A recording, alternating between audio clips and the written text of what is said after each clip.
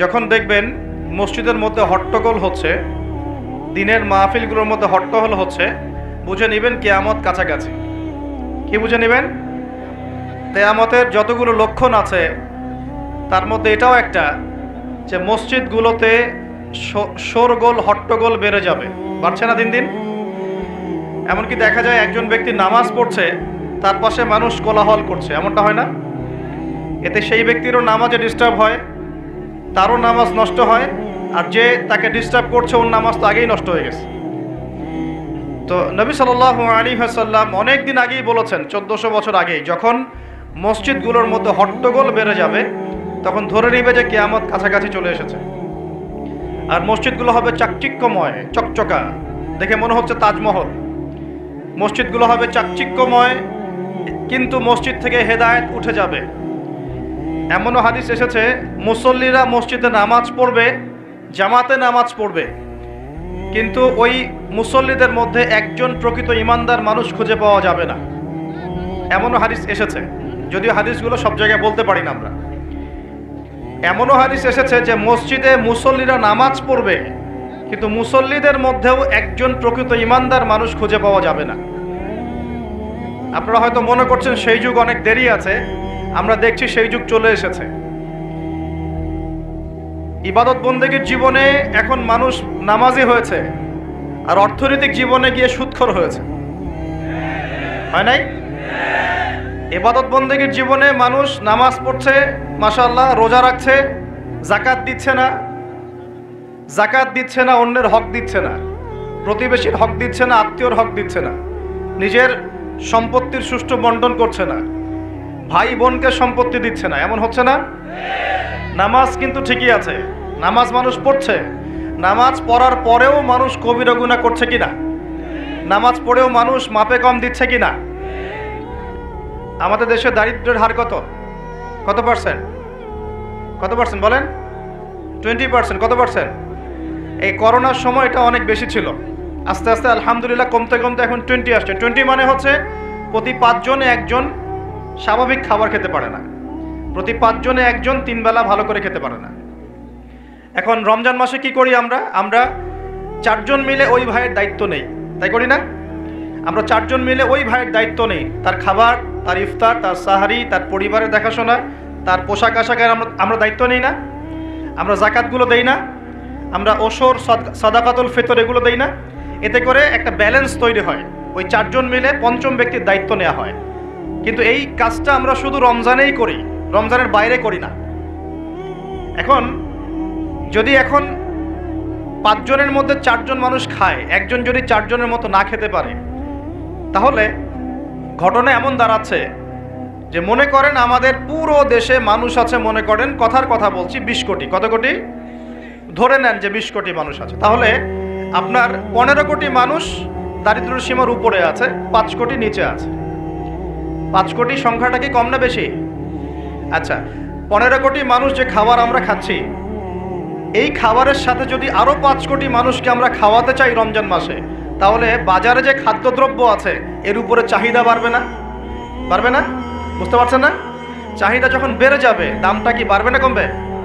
বেড়ে যাবে। এর উপর আবার আছে দুর্নীতি, এর উপরে আবার থাকবে ধনীরা যাকাত দিবে না অনেকেই, এর উপরে আবার থাকবে কালোবাজারি, এর উপরে আবার সিন্ডিকেট করবে, এর উপরে আবার মাপে কম দিবে, মানে সব মিলিয়ে একটা কৃত্রিম সংকট তৈরি হয়ে যাবে। তখন আপনি কি করবেন?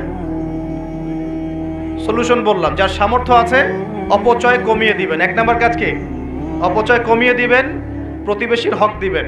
নিজে খেলাম, আমার আত্মীয় স্বজন না খেয়ে আছে, আমার প্রতিবেশী না খেয়ে আছে, এমনটা করতে যাবেন না। যদি 5টা খেজুরে কাজ হয়ে যায়, 6 নম্বর খেজুরটা মানুষকে দান করে দিন। যদি এভাবে চলতে পারেন সবাই খেতে পারবে। এখন বড় সলিউশন কি? এটা তো ইসলামিক সলিউশন বললাম। অপচয় কমিয়ে দেয়া, নিজে খাওয়া, অন্য ভাইকে খাইয়ে খাওয়া। যেমন একটা হাদিস এসেছে, সে ব্যক্তি মুমিন হতে পারবে না যে নিজে পেট ভরে খায়, প্রতিবেশী না খেয়ে থাকে। হাদিস আছে না? এই হাদিসগুলোর উপর আমল করলে সমাজে কোনো দারিদ্রতা থাকতো না। আমরা এগুলো বলি ঠিকই, কিন্তু এগুলোর উপর আমল করতে পারি না। আমরা নিজে পেট ভরে খেলে আমরা চাই কি পরের দিনও যেন আমার খাবার রিজার্ভ থাকে, ওইটা আমি চেষ্টা করি।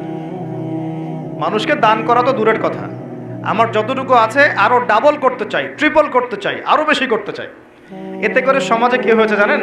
সমাজে এক শ্রেণীর মানুষ দিন দিন ধনী হয়েছে, আর এক শ্রেণীর মানুষ দিন দিন গরিব হয়েছে। মধ্যবিত্তের সংখ্যা কিন্তু খুব কম এখন, কারণ ধনীরা দিন দিন ধনী হচ্ছে, গরিবরা দিন দিন গরিব হচ্ছে। মাঝখানে আমরা কিছু মানুষ পড়ে আছি, না কারো কাছে হাত পাততে পারি, না কারো কাছে মনের কথা বলতে পারি। মধ্যবিত্তরা এমন না যে মান সম্মানের খাতিরে কাউকে কিছু বলতেও পারে না, কারো কাছে হাতও পাততে পারে না। আর দরিদ্র মানুষরা না হয় চেয়ে খেতে পারে, তাই না? তো একটু বোঝেন, আলোচনা অনেক গভীরে যাবে। প্রিয় ভাইয়েরা, আমরা যদি অন্যের দায়িত্ব নেওয়ার মনোভাব রাখি যে আমি নিজেও খাবো, আমার প্রতিবেশীকে খাওয়াবো, আমার আত্মীয়দেরকে খাওয়াবো, এবং আমি অপচয় করব না, আমার খাবার যতটুকু হয়ে যায় এতটুকুতে তুষ্ট থাকবো, বাকিটা আমি দান করব, সদকা করব। রমজানে যদি এরকম করতে না পারেন, রমজানে আপনাদের ভয়াবহ বিপদ অপেক্ষা করছে।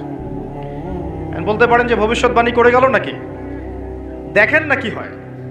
কথাটা আগে শোনেন তো, কথাটা শুনে আগে দেখেন তো কি হয়। ইসলামিক সলিউশন কি? অন্যের পাশে দাঁড়ানো। ইসলামিক সলিউশন কি? অপচয় কমানো। ইসলামিক সলিউশন কি? জাকাতগুলো দেয়া। যখন ধনীরা জাকাতগুলো দেয়া শুরু করবে, তখন দরিদ্রর পেটে গিয়ে ভাত পড়বে। ধনীদের সম্পদে যে জাকাত আছে, এই জাকাতগুলো যখন আপনারা সুষ্ঠুভাবে বন্টন করবেন, তখন গরিবের পেটে ভাত পড়বে। শুধু এইসব তন্ত্রমন্ত্র আর খাতা কলমের ইকোনমিক্স দিয়ে সমাজে শান্তি প্রতিষ্ঠা হবে না। খাতা কলম বইপত্রের অর্থনীতি দিয়ে সমাজে শান্তি প্রতিষ্ঠা হয় না, বরং সমাজে কি হয়? পুঁজিবাদ হয়। পুঁজিবাদ কি জিনিস?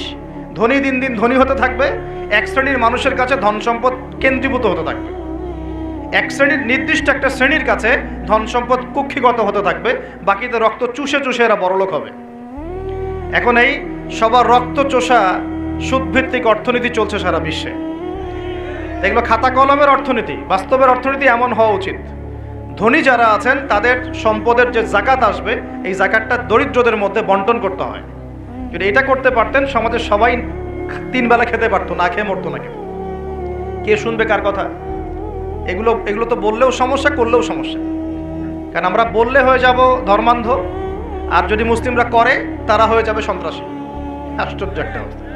সারা বিশ্বে যারা একনিষ্ঠভাবে ইসলাম পালন করতে চায়, ওদেরকে সারা বিশ্বে মৌলবাদী বলে প্রচার করা হয়েছে। অথচ সমাধান কিন্তু এখানে। এই যে আমার হাতে যে কিতাবটা দেখছেন, এই কিতাবের মধ্যে আল্লাহ পাক সমস্ত বিষয়ের সমাধান নাজিল করেন নাই? এটা মুখে বলছি আমরা, ঠিক। কয়জন বিশ্বাস করে কথা? কয়জন সত্যি মন থেকে বিশ্বাস করে যে আল কোরআনুল কারীমে সত্যি সত্যি আল্লাহ পাক সমস্ত বিষয়ের সমাধান নাজিল করেছেন? আজকে জুমার দিন, জুমার দিনে সূরা কাহফ পড়তে হয়, তাই না? এই সূরা কাহফের 54 নম্বর আয়াতে, কত নম্বর?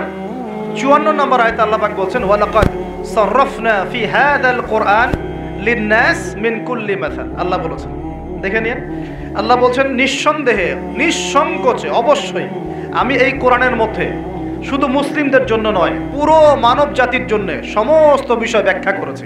আল্লাহ পাক বলেছেন শুধু মুসলিমদের জন্য, পুরো মানব জাতির জন্য যত বিষয় প্রয়োজন আমি আল্লাহ এই কোরআনের মধ্যে ব্যাখ্যা করেছি। কে বলেছেন? আল্লাহ কি মিথ্যা কথা বলেন? তার রাসূল কি মিথ্যা কথা বলেন? তাহলে আমাদের মানতে সমস্যা কোথায়? মানতে কি সমস্যা? এই যে বললাম, যদি আমরা ইকোনমিক সেকশনে সমৃদ্ধি চাই, একটা স্টেবিলিটি চাই, অবশ্যই জাকাত ইম্পোজ করতে হবে। জাকাত ছাড়া অর্থনৈতিক সাম্য আসবে না। মনে করেন বাংলাদেশে মনে করেন যে 1 কোটি মানুষের উপরে জাকাত ফরজ। কথার কথা বলছে, কথার কথা। এই 16 কোটি 20 কোটি মানুষের মধ্যে মনে করেন 1 কোটি মানুষের উপর জাকাত ফরজ হয়েছে। আছেন এমন মানুষ? জাকাত মানে কি? কত পার্সেন্ট দিতে হবে সম্পদের? 2.5%। 100 টাকায় 2.5 টাকা, এই তো। আচ্ছা, এখন 1 কোটি টাকায়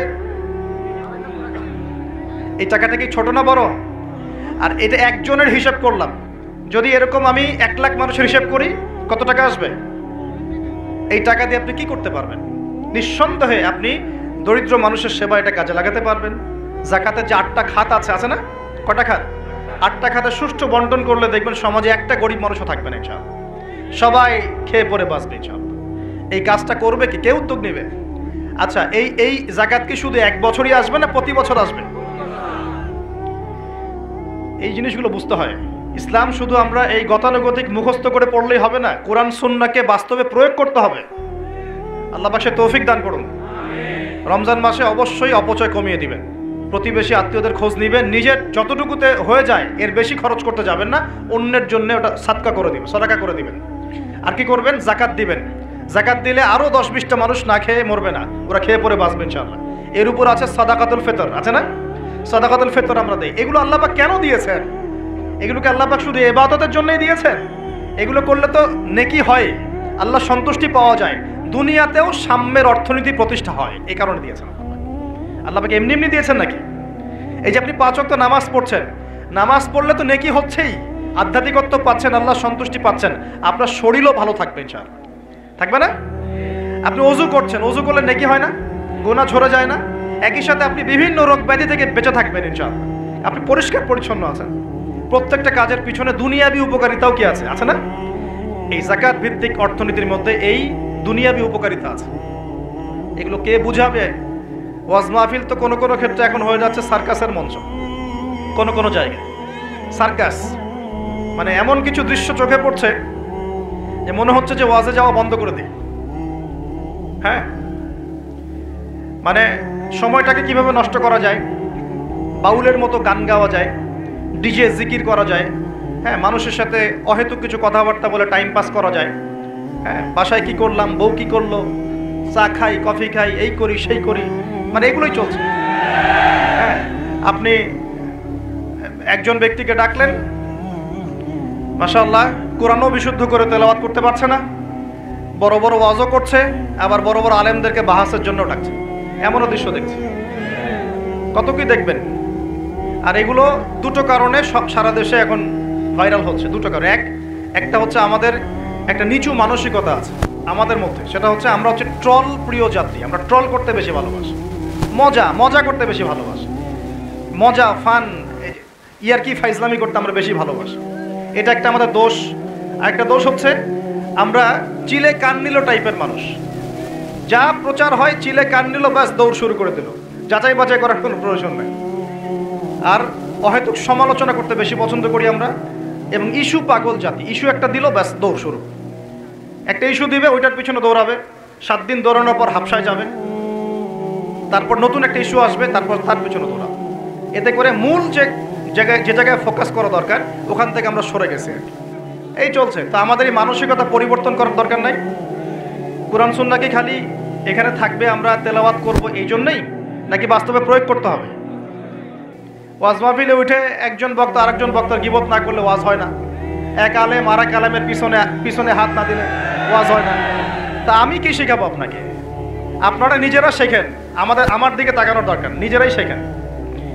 প্রিয় ভাইরা, রমজান মাসে রোজা রেখে এই কাজগুলো করতে যাবেন, কথাই কম বলবেন, কথা বললেই বিপদ। মানুষ যদি 2টা গালি দেয় চুপ করে থাকেন, ও তার আমল নামা নিয়ে আল্লাহর সামনে দাঁড়াবে, আর কিয়ামতের মাঠে বহু নেকি ফ্রি পাওয়া যাবে।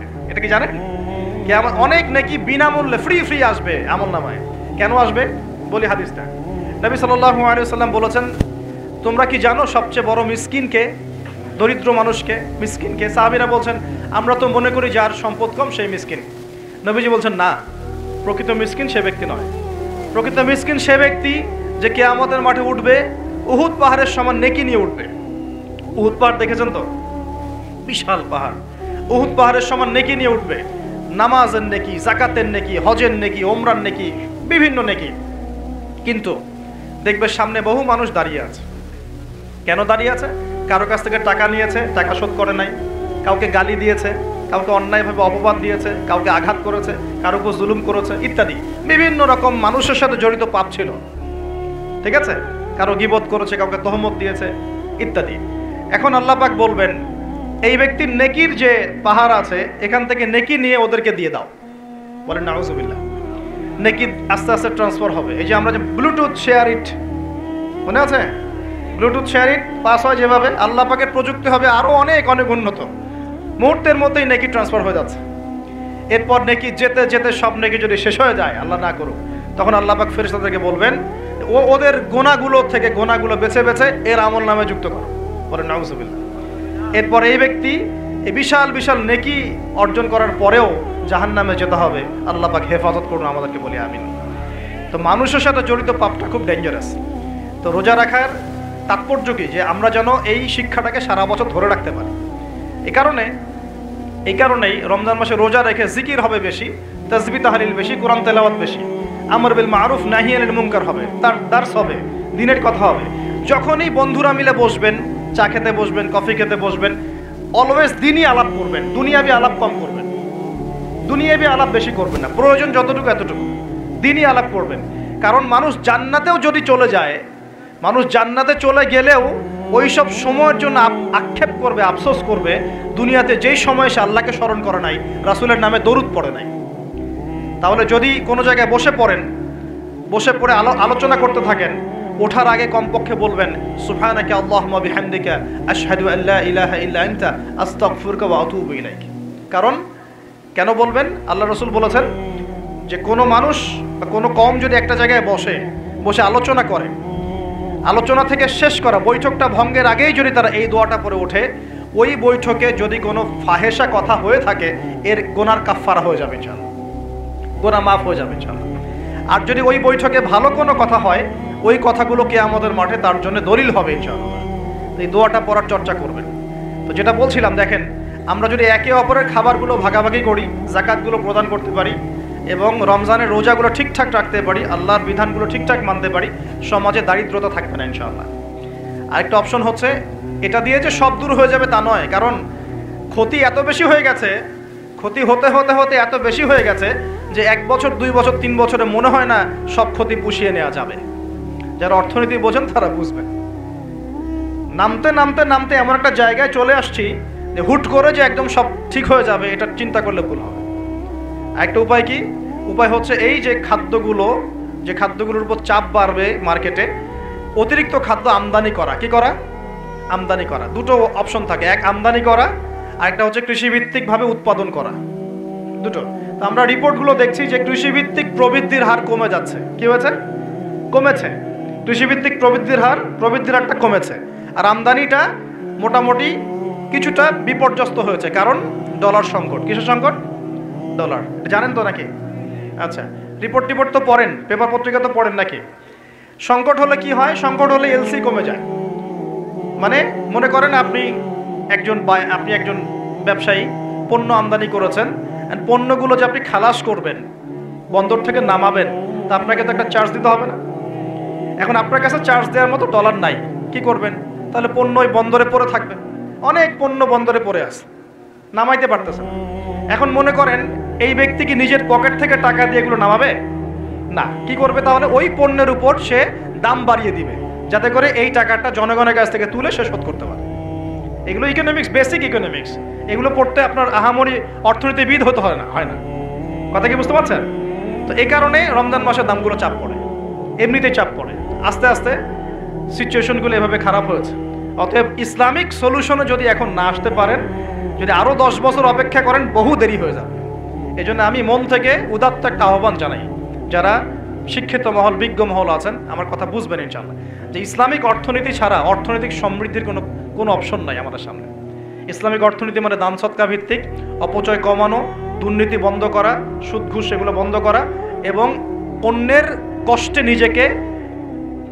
কষ্টে নিজে পাশে থাকা, পাশে দাঁড়ানো। সবচেয়ে বড় কথা হচ্ছে এখানে ব্যবসা, জাকাত, সাদাকা এগুলোকে গুরুত্ব দেওয়া হয়, সুদটাকে হারাম করা হয়। এগুলোর উপর যদি সুদ থাকে, চড়া সুদ, তখন তো আরও অবস্থা খারাপ। যেমন ধরেন, মনে করেন আমাদের সংকট হয়েছে, এখন আমরা বহির্বিশ্বের কোনো দেশের কাছে গেলাম, গিয়ে বললাম যে আমাদেরকে লোন দেন। ওরা কি এমনি লোন দিবে? এমনি দিবে? যাও, তোমাকে 10 কোটি টাকা এমনি দিয়ে দিলাম, 1000 বিলিয়ন ডলার এমনি দিবে? কখনো এমনি দিবে না। বরং সে একটা সুদ ফিক্স করবে, হয় 10%, না হলে 12%, না হলে 20%, ও সুদ ফিক্স করবে। যখন সুদটা ফিক্স করে দেবে, তখন এই সুদটা শোধ করতে হবে না? ওই সুদটা শোধ করতে হবে, কিন্তু আপনার শ্রম দিয়ে ওই সুদটাকে শোধ করতে হবে। শ্রম কি শুধু এমপি মন্ত্রীরা করবে, নাকি শ্রম আপনিও করেন? আপনাদের শ্রম থেকে এটাকে তুলে নিয়ে শোধ করতে হবে না? এটাই হচ্ছে সুদভিত্তিক অর্থনীতি সবচেয়ে মারাত্মক দিক। এতে করে ওরা ধনী হবে দিন দিন, আর গরিবরা আরো গরিব হবে দিন দিন। আল্লাহ পাক এমনি বলেন নাই ইয়ামহাকুল্লাহুর রিবা ওয়া ইউরবিস সাদাকাত। আল্লাহ পাক সুদের মধ্য দিয়ে একদম সম্পদ সংকুচিত করে ফেলেন। সম্পদ সুদের মধ্য দিয়ে সংকুচিত করে ফেলেন, আর সাদাকার মধ্য দিয়ে সম্পদ প্রসারিত হয়। এই আয়াতগুলো খালি পড়লে হবে না, বুঝতে হবে, তা বাস্তবে প্রয়োগ করতে হবে। আচ্ছা, আরও ব্যাপার আছে। এখন সুদ দেওয়ার সময় কি হবে জানেন? যদি দেখা যায় আপনার মনে করেন এক ডলার সমান সমান 80 টাকা, মনে করেন যদি দেখেন এই সুদগুলো পরিশোধ করতে পারছেন না, দেখবেন যে ডলারের এগেনস্টে আপনার টাকার মান কমে যাবে। তখন হয়ে গেল 1 ডলার সমান সমান 100 টাকা। কয় টাকা বাড়লো? 20 টাকা। 20% বেড়ে যাওয়া মানে হচ্ছে আপনার বেতন যদি হয় 100 টাকা, এখন বেতন হয়ে গেছে 80 টাকা। বুঝতে পারছেন না মনে হয়? আপনার বেতন যদি হয় 100 টাকা, এখন বেতন হয়েছে 80 টাকা। 100 টাকা শ্রম দিয়েছেন, 80 টাকার প্রফিট পাবেন, 20 টাকা গায়েব। ওটা কোথায় গেল? ওই যে সুদ দিয়েছে ওর পকেটে চলে গেছে। আপনার অর্থও চলে গেল, আপনার শ্রমও চলে গেল। এর উপর আরো অনেক বিষয় আছে। আজকে ইকোনমিক্স নিয়ে বোঝালে আপনার মাথা খারাপ হয়ে যাবে, বলবেন যে ভাই কি শুরু করলেন। এগুলো শুধু অর্থনীতির কথা নয়, এগুলো ইসলামের কথা। কিসের কথা? আল্লাহ রাব্বুল আলামিন এই কিতাবের মধ্যে প্রতিটা বিষয়ের সমাধান দিয়েছেন। প্রত্যেকটা বিষয় আল্লাহ পাক এই সংকটগুলোর সমাধান দিয়েছেন। তোমরা অপচয় বন্ধ করো। কি বন্ধ করো? অপচয় বন্ধ করো। নিশ্চয়ই অপচয়কারীরা শয়তানের ভাই। নিশ্চয়ই কি অপচয়কারীরা? আমরা একটু ওয়াদা করতে পারি যে আমরা ইনশাআল্লাহ এই রমজান থেকে অপচয় বন্ধ করে ফেলবো। কোনো প্রকার অপচয় করবো না ইনশাআল্লাহ। না সময় অপচয় করব, না গ্যাস, না পানি, না তেল, না টাকা, না কিছুই অপচয় করবো না। পারা যাবে ইনশাআল্লাহ। বরং যেটা আমি বাঁচাতে পারবো সেটা আমি আমার পরিবারের জন্য তো সেভ করবই, পাশাপাশি আমার প্রতিবেশী, আমার আত্মীয় এবং দুস্থ মানুষের কল্যাণে ব্যয় করবো। পারা যাবে ইনশাআল্লাহ। এই জিনিসটা একাকী করব, যদি আমার কোনো অ্যাসোসিয়েশন থাকে সে তার আন্ডারে করবো, আরও যদি বড় কোনো দায়িত্ব থাকে তার আন্ডারে করবো ইনশাআল্লাহ। পারা যাবে ইনশাআল্লাহ। 1 নাম্বার শিক্ষা। 2 নাম্বার, আপনাদের সবার জাকাতগুলো অবশ্যই দেওয়ার ব্যবস্থা করবেন। পারবেন ইনশাআল্লাহ। জাকাতের খাত 8টা। ওলামায়ে কেরামের কাছে জিজ্ঞাসা করে নেবেন কোন কোন খাতে জাকাত দেওয়া যায়, আপনাকে বলে দিবেন ইনশাআল্লাহ। সূরা তাওবার 60 নম্বর আয়াত। সূরা তাওবার 60 নম্বর আয়াতে জাকাতের খাতগুলো বর্ণনা করা আছে। এখানে একটা কথা বলি, অমুসলিমদেরকেও জাকাত দেওয়া যায়। জাকাতের যে খাতগুলো আছে না, 8টা খাত, এর মধ্যে একটা খাত আছে অমুসলিমকেও জাকাতের টাকা দেওয়া যায়। কেন দিব না আমরা? যদি একজন অমুসলিম ভাই খুব দরিদ্র হয়, তার পাশে দাঁড়ানোর দরকার নাই? সে কি মানুষ না? তার সাথে কি আমরা শত্রুতা পোষণ করব? তাকে ঘৃণা করব? না। তার উপর কি ইসলামকে জোর করে চাপিয়ে দিব?